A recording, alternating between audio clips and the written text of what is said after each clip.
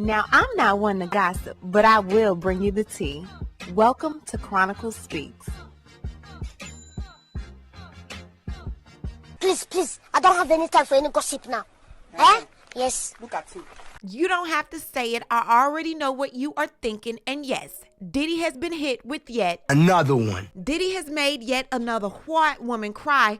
And what we discovered from the last lawsuit involving Diddy and a white woman, that they will hold on to evidence for decades and use it when it's the most necessary. And this case is no different. This case involves April Lampros, and she met Diddy 30 years ago. And since then, she's kept the cards that were attached to flowers, invitations, pictures, telephone numbers to the studio, even invites to Kim Porter's birthday party. And that's so ironic because when you hear about the things that Diddy allegedly made this woman do with Kim, it will sicken you. This lawsuit is wild, and the attorney representing her is no other than attorney Tyrone Blackburn. We've known him to handle several lawsuits regarding Diddy. The most notable one is the one involving Rodney Little Rod Jones. Besides Cassie's lawsuit, this lawsuit was the one that really got the ball going and got people looking at Diddy entirely different. Tyrone seems to be on Diddy's neck, and because of it, we are finding out a lot about Diddy's past.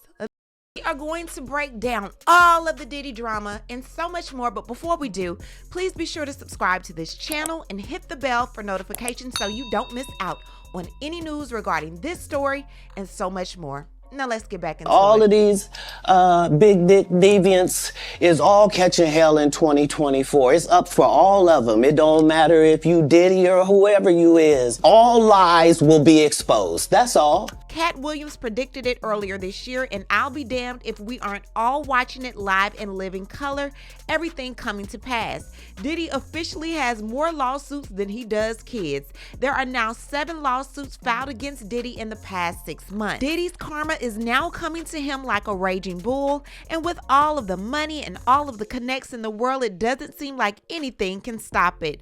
I'm a savage. Whatever I want, I'm going to get. Whatever I want, I have to get. We spoke about a lawsuit yesterday with model Crystal McKinney, and less than 24 hours after that lawsuit was filed, April Lampros filed hers. And I told you before that these lawsuits are being filed under the Gender Motivated Violence Protection Law in New York, and even if the statute of limitations has already expired, they are giving these victims a 2-year look-back window from March 1st, 2023 through March 1st, 2025 to file a civil lawsuit against the abuser and request relief such as pain and suffering, lost wages, attorney fees, punitive damages, and so forth. So without further ado, somebody cue up my theme music so we can get into these court docs. Inspector Chronicle. Upon information and belief, Ms. Lampros met Mr. Combs in early 1994 after the birth of his first son, Justin Dior Combs. At the time, Ms. Lampros was a college student at the Fashion Institute of Technology, studying fashion design and marketing. To impress her, Mr. Combs would often invite her to Bad Boy recording studios in New York City. When she met Mr. Combs, Ms. Lampros shared with him her dreams of working in the fashion industry, and Mr. Combs promised to mentor her and help her by introducing her to music and fashion industry executives, as well as assisting her with finding work. Mr. Combs love bombed her. He showered her with gifts and flowers, as evidenced by one of the cards that accompanied the flowers that Mr. Combs sent Ms. Lampros for Valentine's Day in 1994. And the card says, "Happy Valentine's Day. Love, Puppy." Mr. Combs went so far as to invite Ms. Lampros to his first Father's Day celebration. The invitation to that event is below, and the invitation is a picture of him and cute Justin, and it says this: "Dear friends, on June 19, 1994, Bad Boy Entertainment would like for you to come and join us in celebrating the original Bad Boy's first Father's Day celebration. For this occasion, there is a dress code. No jeans or sneakers will be permitted. This spectacular event will be held at the Capitol. This event will begin promptly at 10 o'clock p.m. and will go on until. Please come early to avoid any inconvenience. For further information, you can contact the offices of Bad Boy. Remember, the dress code will be strictly enforced, so dress your best. Thanks for your support, Bad Boy Entertainment." Now, a month after the Father's Day event, Mr. Combs invited Ms. Lampros to an exclusive bad boy party with performances by Usher, Craig Mack, and the Notorious B.I.G. And the invitation says, "Life is not a game. Only the fittest and most aggressive will survive. Sleeping is forbidden. A second cannot be wasted. Once seconds are lost, you lose, and losing is for losers. Puff Daddy." The next part says Bad Boy Entertainment is about to set it off. The date is July 19th, 1994. This is held at the Capitol as well. Doors open at 9 p.m. Dress, it's all good. Super DJ Puff Daddy on the ones and the twos. Midnight performances by Bad Boy Entertainment's own Craig Mack, the Notorious B.I.G., and special guest appearance by Usher Raymond, who is with LaFace Records. Upon information and belief, what Mr. Combs displayed as kind gestures quickly manifested into an aggressive, coercive, and abusive relationship based on sex. These acts were not isolated to the state of New York, as Mr. Combs would fly Ms. Lampros to Atlanta to see him, where they would spend time together. Ms. Lampros would often fly to Miami to see Mr. Combs at his home. Upon information and belief, throughout the years with Mr. Combs, there were 4 terrifying sexual encounters Ms. Lampros endured. According to Ms. Lampros, Mr. Combs had a terrible temper and often threatened to harm her if she failed to do what he said, if he witnessed her talking to other men, or if she failed to take his phone calls. According to Ms. Lampros, she was also not allowed to talk about her relationship with Mr. Combs to anyone because he did not want anyone to know he was seeing her because she is a white woman. The first horrific sexual encounter occurred in 1995 when Ms. Lampros met up with Mr. Combs in south of Houston Street, which is also called Soho, at a bar. She was introduced to a woman whose name has been redacted, and the group lightly drank throughout the evening. At the time, Ms. Lampros was a college student and did not drink any alcohol. Due to Mr. Combs' delusional and violent outbursts, she succumbed to the pressure and reluctantly drank with Mr. Combs and the redacted named woman. As they drank, Ms. Lampros began to feel uneasy. At this point, she had only had a few sips of one drink. Ms. Lampros and the redacted named woman were guided to a vehicle and left the bar with Mr. Combs. They arrived at the Millennium Hotel. While at the hotel, Ms. Lampros continued to feel uneasy. She recalls feeling like the walls were closing in on her. She was laid on the hotel bed where Mr. Combs forced himself on top of her. Mr. Combs began to kiss Ms. Lampros. As she turned her head, trying to avoid the interaction, he grabbed her face. Mr. Combs continued to kiss her forcibly. Ms. Lampros informed him that she wasn't feeling well at all, but he ignored her words and continued to take off her clothing. Ms. Lampros tried to hold onto her clothing, but she felt weak and powerless in this situation. Ms. Lampros pleaded with Mr. Combs to stop, and he ignored her. Ms. Lampros could not process why this was occurring and felt a loss of control. Ms. Lampros was being awed by Mr. Combs, and she soon passed out. The next morning, Ms. Lampros was awoken by the sun peering through the drapes. She was nude, sore, and confused. Ms. Lampros quickly got out of bed, clothed herself, and left the hotel room as fast as she could. Months after this first R, Mr. Combs pursued Ms. Lampros. He sent her gifts, cards, and flowers, and used his access and power to music industry events to lure Ms. Lampros back to him. Ms. Lampros was a hopeful yet naive college student and took Mr. Combs at his word and believed that the first R was a possible mulligan and decided to give him a second chance. At the time, Ms. Lampros was a college student in her late teens and early 20s. Her decision to return to Mr. Combs after being R'd is indicative of many assault survivors who return to their abusers. Ms. Lampros agreed to meet Mr. Combs to discuss the business opportunities he promised, as he knew her passion was to pursue a career in fashion and music. They met up and talked near his Manhattan apartment, which was somewhere near 30th Street at the time. Ms. Lampros was under the impression that what had occurred months prior between them would not happen again. She was holding on to Mr. Combs' promises of access to his industry to pursue her passion. Mr. Combs was respectful, regained her trust, and used their common interactions with Arista, which is a parent company of Bad Boy Records, and Ms. Lampros was an intern at Arista Records. Things seemed to be normal between the two until the second incident of sexual assault. During a second incident of sexual assault, Mr. Combs and Ms. Lampros were in a parking garage near his Manhattan apartment. She believes it was somewhere near 30th Street. They were headed to dinner and Mr. Combs was slightly inebriated. As they headed towards the parking garage, Mr. Combs grabbed Ms. Lampros by her waist and forced her down to her knees. He quickly unzipped his pants, exposing his erect Johnson. He then grabbed her hair, wrapping it around his fist. He then forced his erect Johnson into her mouth and demanded Miss Lampros perform oral sex. As Miss Lampros' eyes filled with tears, she could see the parking garage attendant witnessing this horrific assault. This had no impact on Mr. Combs. He was blinded by his lustful desire to pleasure himself at Miss Lampros' expense. When Mr. Combs was done with her, he told her to get up. Miss Lampros was in shock, morally depleted, embarrassed, and in physical agony because of Mr. Combs violently yanking her down to her knees and pulling her hair. Once again, Miss Lampros made the decision to distance herself, and once again, Mr. Combs came back with gifts and empty promises. Miss Lampros was not moved. She had enough and decided to focus on her studies and leave Mr. Combs for good. Unbeknownst to Miss Lampros, Mr. Combs was not good at accepting rejection. He immediately switched his approach and became angry, threatening, and forceful. He developed this mobster persona, and Miss Lampros was in fear of him. Mr. Combs began calling Miss Lampros incessantly and would often call her just to say, "If anyone is in your apartment, I will beat your ass in theirs." Miss Lampros' reasonable fear of Mr. Combs left her feeling stuck with him and with no way out. He knew where she lived and worked and had connections to ensure her compliance with his demands. She felt that if she disobeyed him, he would take away her dreams of pursuing a career in his world. Mr. Combs would also threaten to blacklist her in the industry if she tried to mess with him in any way. Miss Lampros' dreams and everything she had been working hard for were in the palm of his hands. One night in 1996, Mr. Combs ordered Miss Lampros to his Manhattan apartment.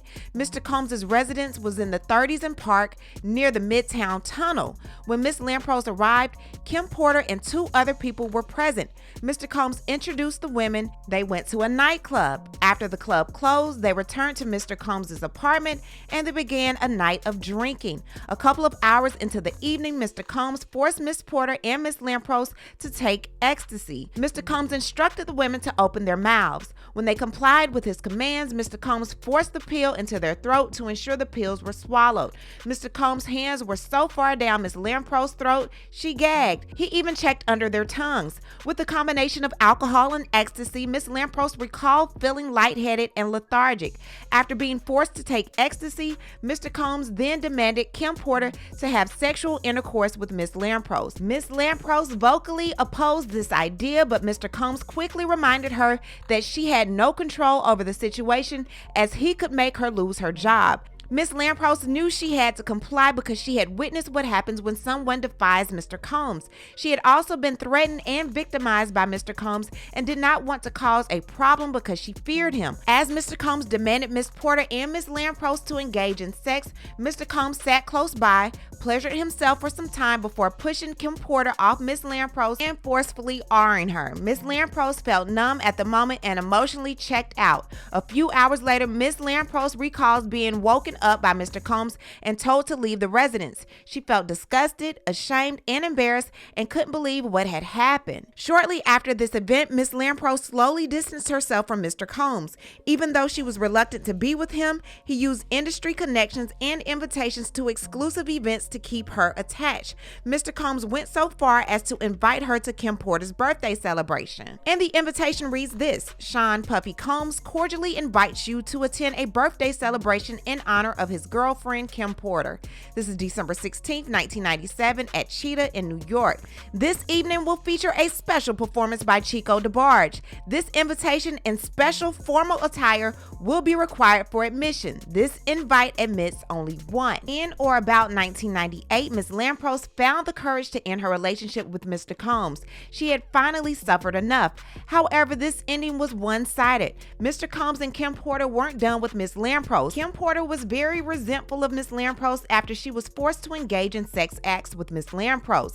She dined at Miss Lampros' place of employment, a bar named Silver, which was in Soho. According to Miss Lampros, Miss Porter was enraged when she saw her. According to Miss Lampros, 2 days later, Miss Porter called her employer and complained to the manager, alleging that Miss Lampros attempted to poison her. She then stated that her boyfriend was Sean Combs and could have the business shut down if he did not immediately terminate Miss Lampros. Later that evening, the manager told her he had to let her go because Mr. Combs called and demanded that he fire her. Ms. Lampros believes that Ms. Porter got Ms. Lampros fired in retaliation for what Mr. Combs made them do. According to Ms. Lampros, her boss was afraid of Mr. Combs and his contacts and told her that he had to do it or Mr. Combs could risk getting his business closed. Ms. Lampros called Mr. Combs and he showed no remorse that she was out of a job. In fact, he laughed about it. At the time she ended their relationship, Ms. Lampros recalls Mr. Combs' Johnson being adolescently in both length and width. She recalls him being circumcised and remembers a tattoo on his chest. Oh. Why would she say that? While in a relationship with Mr. Combs, Ms. Lampros was a student at FIT. She had a passion for fashion and Mr. Combs knew this. Mr. Combs promised Ms. Lampros several working opportunities in the fashion and music industry, and the two often discussed his plans to launch his own clothing brand. Within months of Ms. Lampros ending their relationship, Mr. Combs launched Sean John. According to Ms. Lampros, she saw Mr. Combs at an event at Rockefeller Center in or about the end of 2000 towards the beginning of 2001.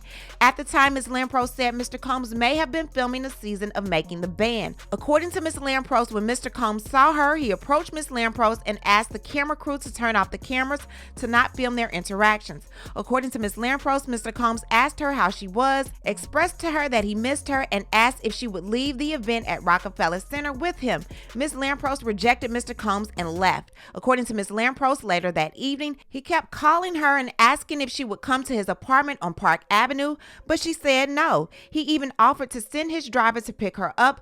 Finally, he offered to come with his driver to pick her up. According to Ms. Lampros, Mr. Combs does not like the word no. He called a few more times, so she stopped answering the phone. According to Ms. Lampros, a few days later, he called again, begging to see her. Reluctantly and regrettably, she allowed him to come over to her apartment located at 477 Central Park West to hear what he had to say. Ms. Lampros figured it was during the day and doubted that he would try to harm her. According to Ms. Lampros, when she opened the door, his security was sitting on the stairwell. Knowing that security was there made Ms. Lampros feel a little better about letting him in. They sat on her couch and began talking. According to Ms. Lampros, Mr. Combs began apologizing for his past behaviors. He started telling her that he was a changed man. He then showered her with compliments, telling her how good she looked and kept reminiscing about their prior sex life. He then began dropping hints about them having sex. Ms. Lampros rejected his advances.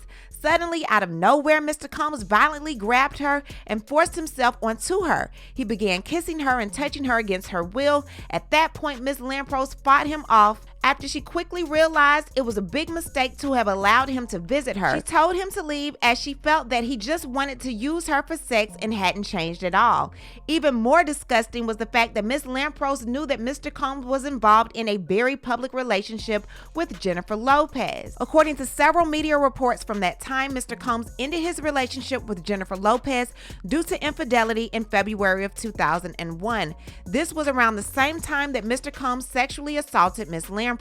Luckily for Ms. Lampros, the couch was right near the door of the apartment, so it was easy for her to reach for the door and open it and demand for him to leave. She ensured that his security could hear her telling him to exit. She was afraid that Mr. Combs would have AR'd her, as he does not take no for an answer and had a history of violently handling her and forcing her to perform oral on him. Ms. Lampros is in possession of several of Mr. Combs' phone numbers throughout the years. According to Ms. Lampros, in or about 2023, Ms. Lampros was at a function and a gentleman whose name has been redacted informed the man Ms. Lampros was dating that he should reconsider dating her because he personally saw a video of her and Sean Combs having sex. According to Ms. Lampros, the gentleman whose name has been redacted shared that he saw the tape during the summer of 1997. According to Ms. Lampros, she was told that Mr. Combs apparently recorded them having sex without her knowledge and showed it to multiple people. Ms. Lampros is suing Diddy for battery, assault and sexual assault, negligent infliction of emotional distress, and violation of the Victims of Gender-Motivated Violence Protection Law in NYC. Her prayer for relief is for a money judgment representing compensatory damages, including consequential damages, lost wages, earnings, and all other sums of money, together with interest on these amounts according to proof, for a money judgment for mental pain and anguish and severe emotional distress according to proof, for punitive and exemplary damages according to proof, for attorney fees and costs, for prejudgment and post-judgment interest, and such other and further relief as the court may deem just and proper. According to these lawsuits, it seems like Diddy goes and finds women that have a certain need for him. He promises you a music career. He promises you a modeling career. He promises you a fashion career. And he dangles these carrots of these promises in front of you to get you to do what he wants you to do. And if you don't do it, he tells you he's going to take it away from you. Diddy has gone all of these years being this power-stricken individual, and it seems like no one has ever called him out on his SHIT until now. We have two new players here, and in the court system, we all know white women tears hit a little different than us black women. Granted, this is still a civil case. I'm not sure what they're going to try to pick him up on criminally, but I am pretty sure that the feds found a lot in that home. If Diddy is recording all of his sexual escapades with different people, these people are not willfully having sex with him, I don't know what they can get him on. All I know is that as soon as white women came into play, Diddy was playing with a different deck of cards, and I don't know if he has the right hand. What I need to do is hear from you. What do you think about everything I just read to you about this new lawsuit? Do you think any of this will stick? Do you think he'll ever be criminally charged for anything? Leave a comment and you know how we do. We'll talk about it down below. Talk to you guys later. Bye. As always, thanks for watching. Don't forget to hit that subscribe button, hit the like button, and hit that bell so you don't miss out on any of my new episodes.